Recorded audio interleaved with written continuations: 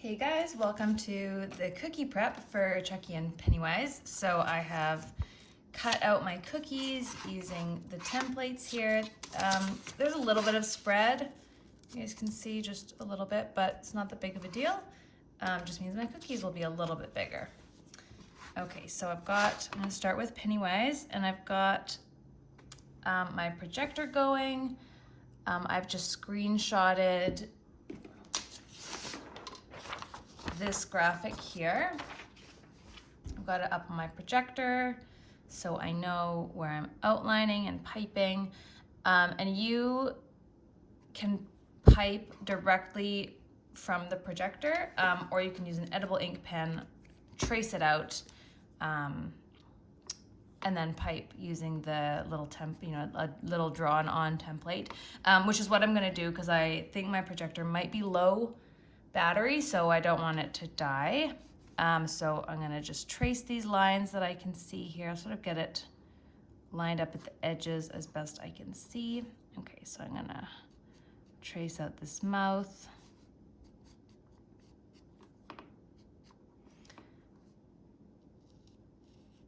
And the edges of the hair, and I'm not even gonna bother tracing around these outside lines just because I know I'm just gonna be basically sticking to the perimeter of the cookie.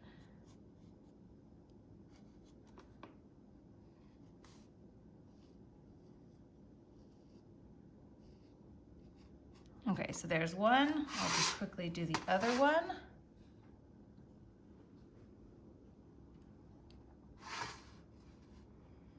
Get that sized up. Okay, that looks pretty good. And let's see, the lines are a little bit faint, but I can see them.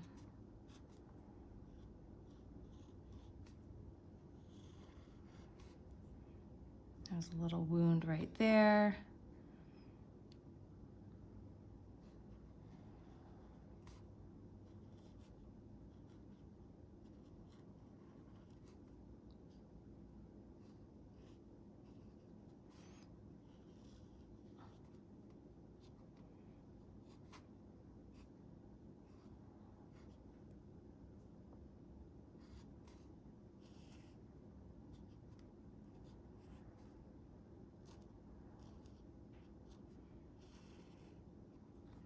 Okay. There we go. So that's pretty close. So let's flip my projector off. Just save that battery. Okay, so before I start flooding and piping, I'm going to paint inside Pennywise's mouth. I just can use a little bit of black food coloring alcohol on my brush and just paint it directly on the cookie.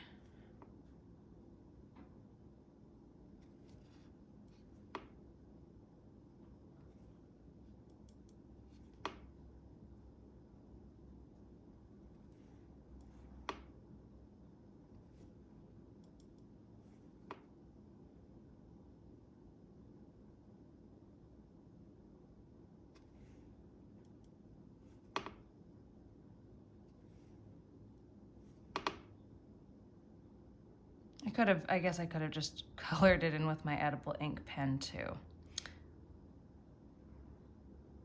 Okay, so there we go. And then for Chucky, just looking at this little reference graphic here, printed pretty dark, but this is kind of like supposed to be a dark burgundy.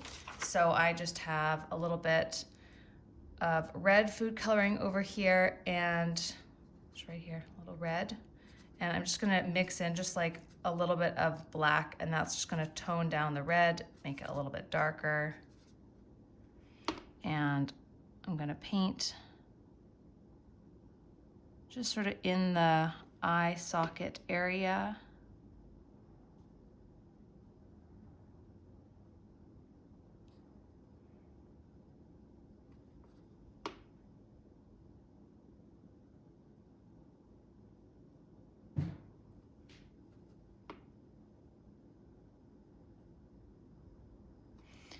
And I'm gonna paint along this sort of gash. You can do it a little bit wider than I'm gonna do a little bit wider than this line that I drew out, just sort of expand it out a little bit.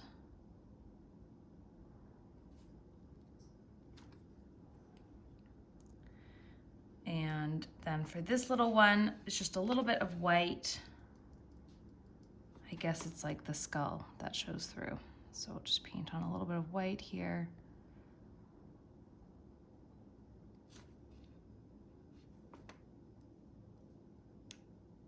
Cool. All right, so let's go back to Pennywise. Let's see if this is dry. Oh, great, that dried pretty well. So now I'm just gonna start piping and flooding. So I've got, which one is which here? Okay, that's my piping icing. So I'm going to pipe, now I've got these lines drawn on my cookie, so I'm gonna pipe around the perimeter of his hair.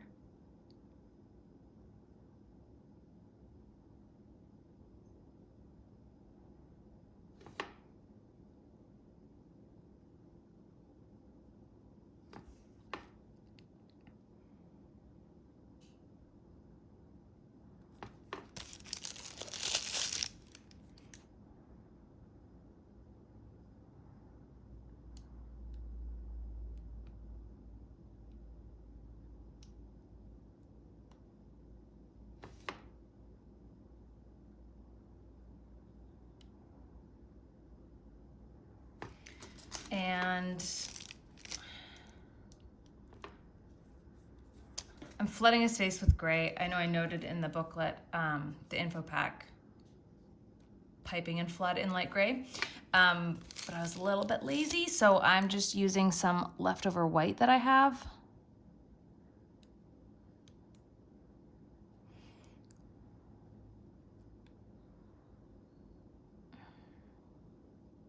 And I'm also gonna bring this piping icing right up against the orange line of his hair. This is just gonna help prevent bleed, so that the light gray icing doesn't bleed into the orange, or the orange doesn't bleed into the light gray. I mean, because we've got sort of this thicker line of icing sort of acting as like a border that will prevent color bleed. And also you're gonna wanna outline his mouth.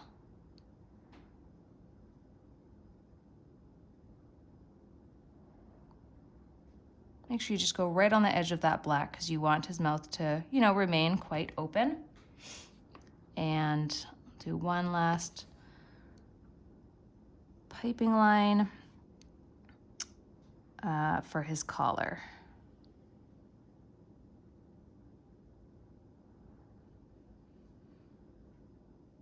Cool, so there we go. So I'm gonna flood his hair, and then I'll flood his collar, and then sort of give those a few minutes to dry, and then I'll flood his face.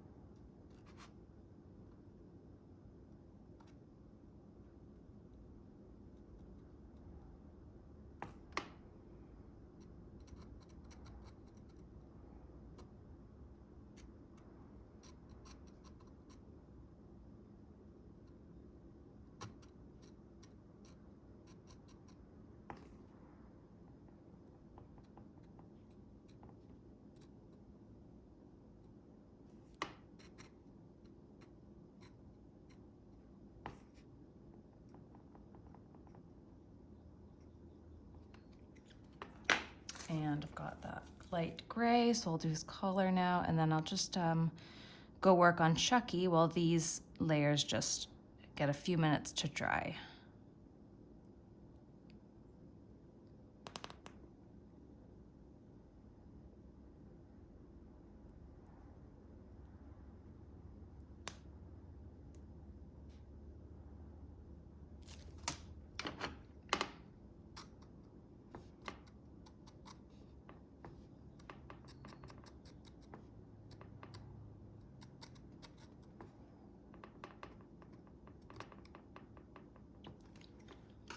Okay, over to Chucky. So we've got the same color for his hair. So I'm just gonna outline all of that, including around his face and his hair color, and I'll do the same thing that I did with Pennywise. I will go around that same perimeter with his skin color icing just to help prevent bleed.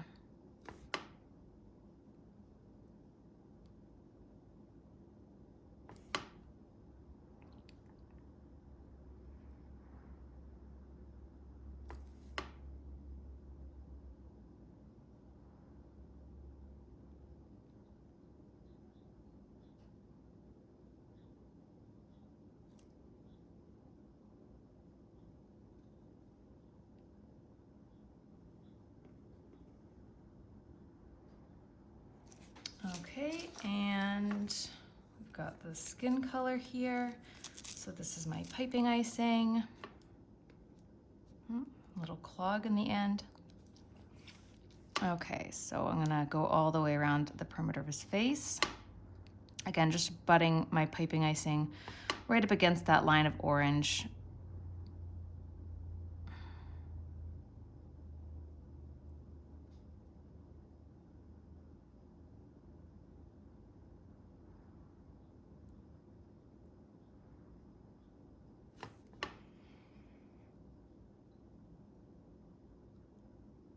And then here, kind of like we did with the mouth on Pennywise, I'm going to use my piping icing to sort of trace around these areas that we painted in his face.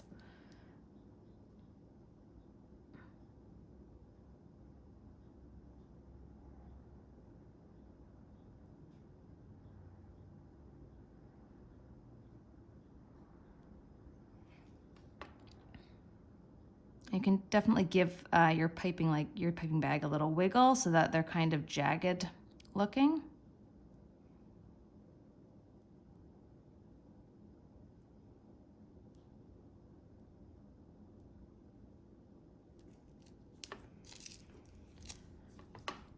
Might close that in a little bit. There we go. And then on this side,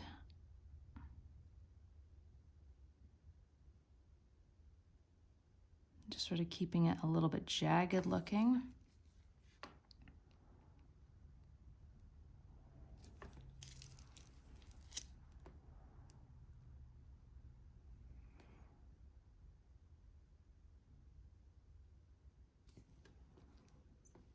And we got this one up top.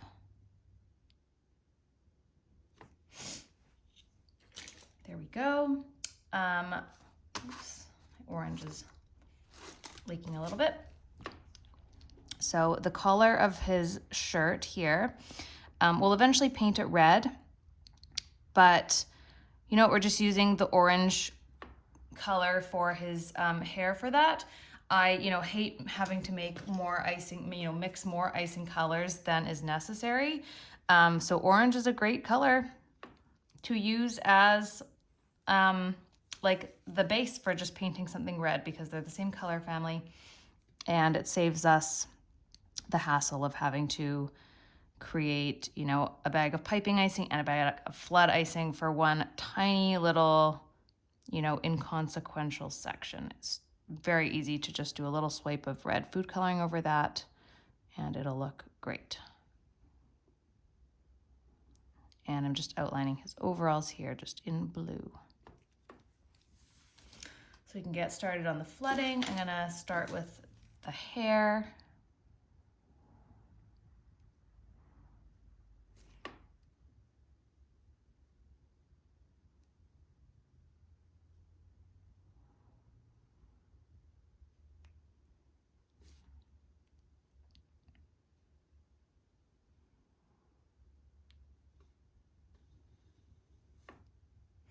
For this shade of orange hair, I used orange food coloring, and I did add in just the tiniest little bit of brown food coloring, and I may have even added in a little bit of the Chef Master Sierra food coloring. It's otherwise known as flesh tone food coloring.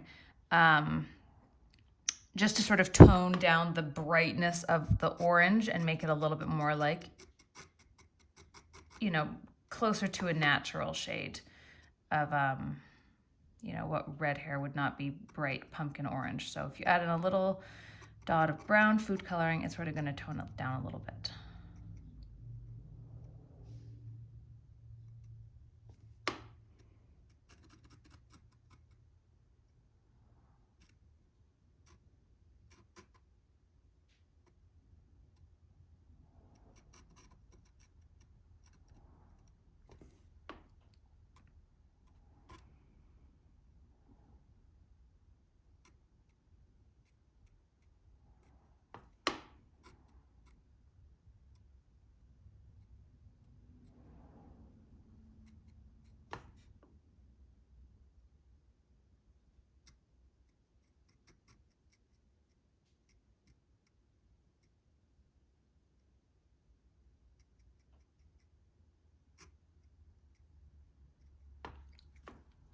And now I'm going to flood his blue overalls. Oh, my color's separating a little bit, so I'm just giving it a good massage.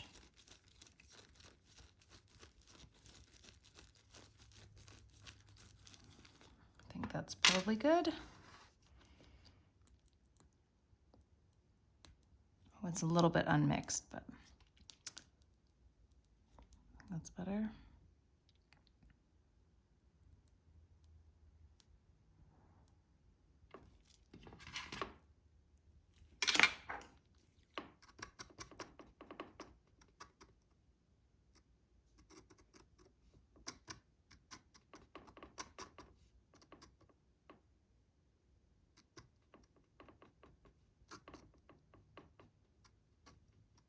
Okay, so give that a few minutes to dry, and I'm gonna come back to Pennywise now, finish flooding his face.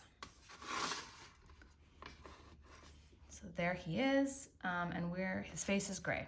Okay, so I'm gonna grab my gray flood icing. Let's just give this a little tap, make sure it's sort of crusted over. Yes, great.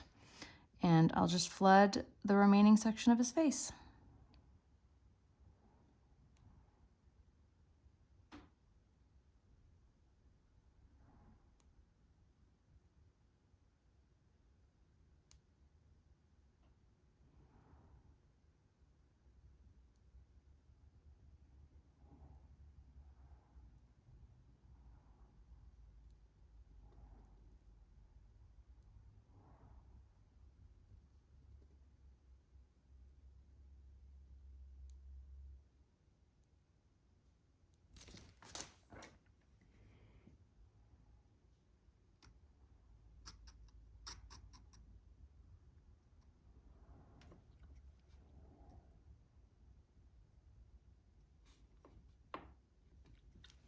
There we go.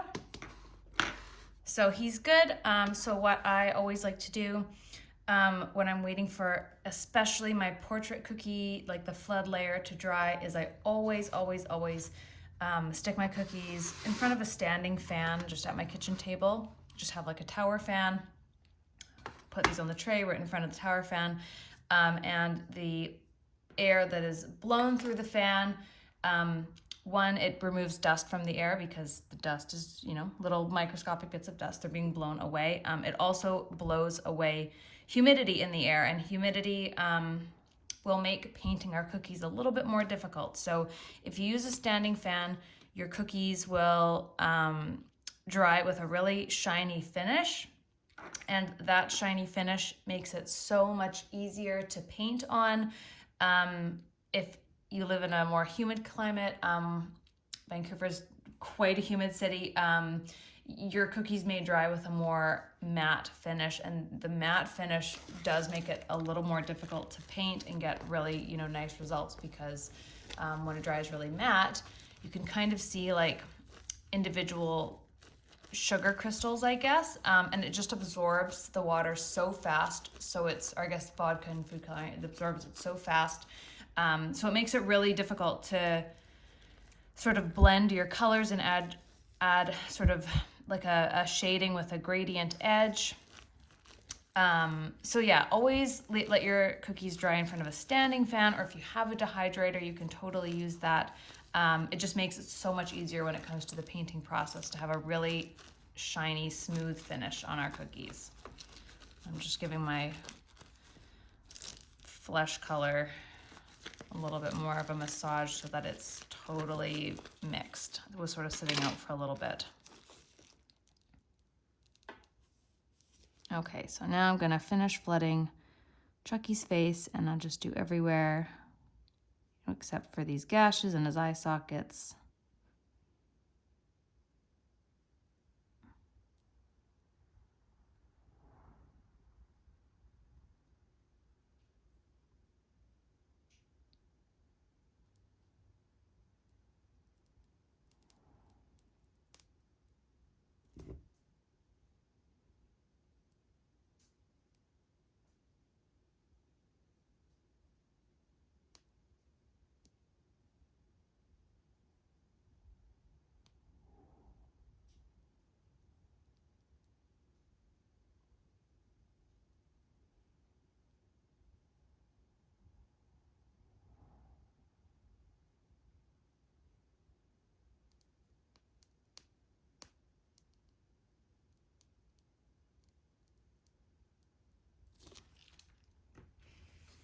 There we go. And while we wait for his face to dry so we can go ahead and pipe in his color, we're gonna pipe on his eyeballs with the white piping icing. You can totally just sort of reference the size of his eyeballs by looking at the graphics. Sorry, my printer had an issue. Or you can use your projector. Maybe I'll use my projector just to make sure I get them perfectly placed.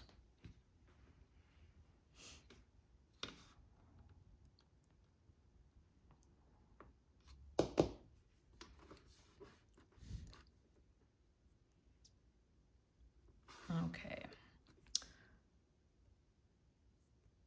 Oh, I didn't actually take a screenshot of that one graphic. Okay, well, I guess I will just freehand his eyeballs.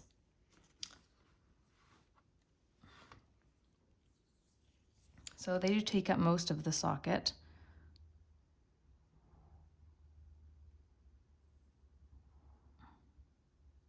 So I'll just do one little eyeball.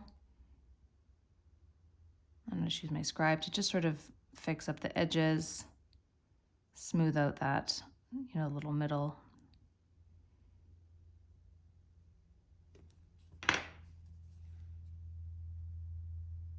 And try to get the other one a matching size.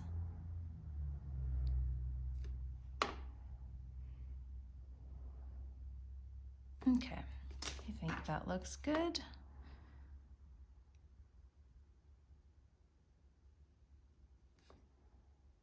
Should give them a little wiggle with the scribe to get them to lay totally smooth.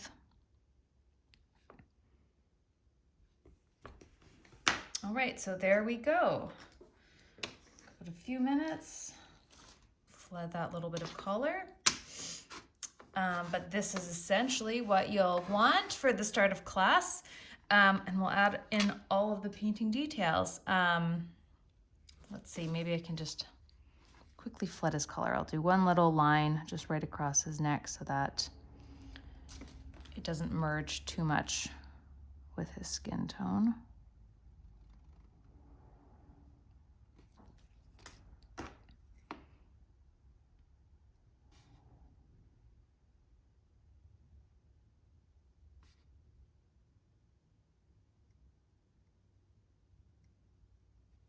There we go.